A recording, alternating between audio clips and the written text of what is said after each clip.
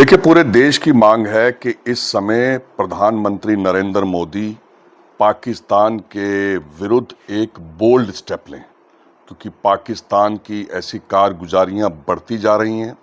पहले पुलवामा हुआ, कारगिल हुआ, देश में आतंकी हमले रुक नहीं रहे और अब तो ये हद हो गई कि हिंदू को उसकी आइडेंटिटी मांग कर और उसको मारा जाएगा अपने ही देश के अंदर।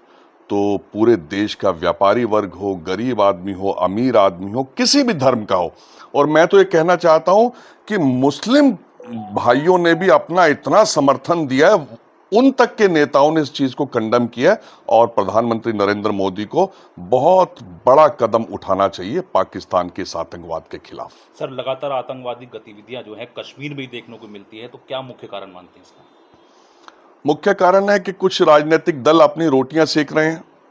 वो भाई को भाई से लड़ा रहे हैं, हिंदू को मुस्लिम से लड़ा रहे हैं, और मुझे कोई कहते हुए शर्म नहीं आती, इसके पीछे ये सबसे बड़ा जो रोल है वो कांग्रेस पार्टी का रोल है, जिन्होंने 60 साल इस देश के अंदर शासन किया और मुस्लिम वोटर को एक बैंक की तरह इस्तेमाल किया। अब जब प्रधानमंत्री नरेंद्र मोदी कश्मीर में, जम्मू में इतनी योजनाएं चला रहे हैं, वहां पे युवाओं को नौकरियां देने के लिए, उनको स्किल्स डेवलपमेंट करके उनको अपने पैरों पर खड़ा करने के लिए, तो मुझे लगता है कि इन राजनीतिक पार्टियों को ये चीज़ रास नहीं आ रही कि कश्मीर में इतने अच्छे काम कैसे हो रहे हैं, और उनका सारा षड्यंत्र है और वो नफरत के बीज बो रहे हैं। तो क्या लगता है सर, ये हिंदू मुस्लिम के पीछे जो है, जो स्थानीय राजनीतिक पार्टियां हैं, इनका क्या लाभ मान सकते हैं हम इनका?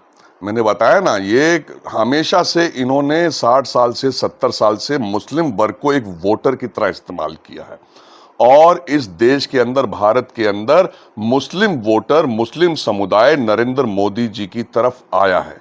चाहे वो 3 तलाक का मामला हो, महिलाएं, मुस्लिम महिलाओं का बहुत भारी समर्थन मोदी जी को मिला है, और वक्फ बोर्ड का भी जो ये फैसला आया है, उसमें भी जो एक आम मुस्लिम है वो इस बात से, इस फैसले से खुश है कि अब हमारे दिन अच्छे आएंगे। अब ये जो संपत्तियां हैं वो कुछ चुनिंदा मुस्लिम परिवारों के पास नहीं रहेंगी, वो समाज के काम आएंगी। और ये दूसरी पार्टियों को हजम नहीं हो रही है बात कि ये मुस्लिम समाज किस प्रकार से मोदी का समर्थन कर रहा है। इसके पीछे यही कारण है कि ये इसको भड़का रहे हैं और ज्यादा। सर, क्या संदेश देना चाहेंगे? पूरा देश आज जो है शोक व्यक्त कर रहा है, कैंडल मार्च कर रहा है, तो सरकार की तरफ, सरकार को क्या संदेश देना चाहेंगे जो आश्रित हैं शहीदों के, उनके लिए? मैं सबसे पहले तो भगवान से प्रार्थना करूंगा कि जो भी शहीद हुए हैं लोग, भगवान उन सब की आत्मा को शांति दे। जो घायल हुए हैं उनको जल्दी स्वस्थ करें, शहीदों के परिवारों को सांत्वना दे, उनको शक्ति दे ये दुख सहने की। और पूरे देश को कहूँगा कि आप बटिए मत, बटेंगे तो कटेंगे, एक रहिए। आज देखिए अपने ही देश में आप शहीद हो रहे हैं, आपको मारा जा रहा है, तो आतंकवाद का खुलकर विरोध कीजिए। आतंकवाद का कोई मजहब नहीं होता।